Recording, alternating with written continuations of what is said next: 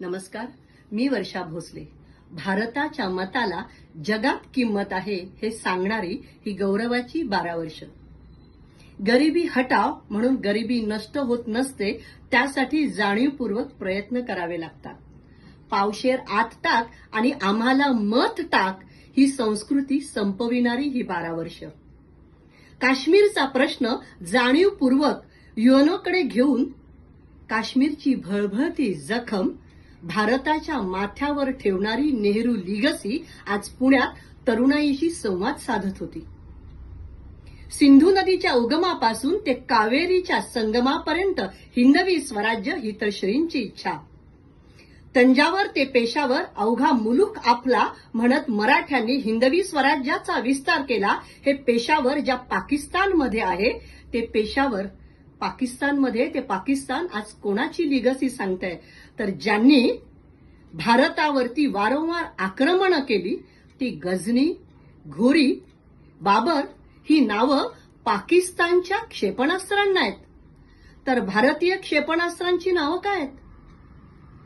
अग्नी, पृथ्वी, त्रिशूल, नाग ही भारतीय संस्कृती, आणि या भारतीय संस्कृतीवर घाला घालण्याचं काम वंदे मातरमला विरोध करून केलं जात आहे. ज्यांना स्वराज्य या शब्दाचा अर्थही नीट कळत नाही ते देशाचं नेतृत्व करण्याचं स्वप्न पाहतायत.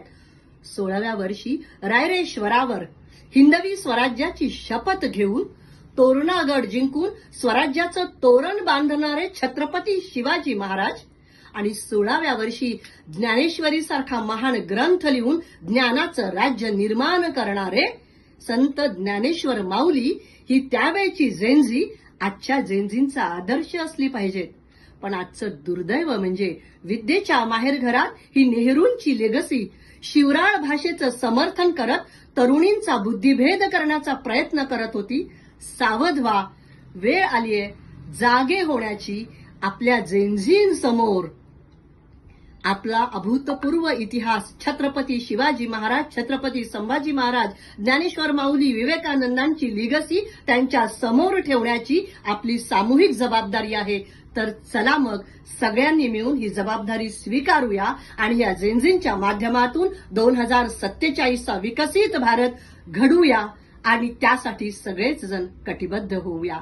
धन्यवाद. जय हिंद.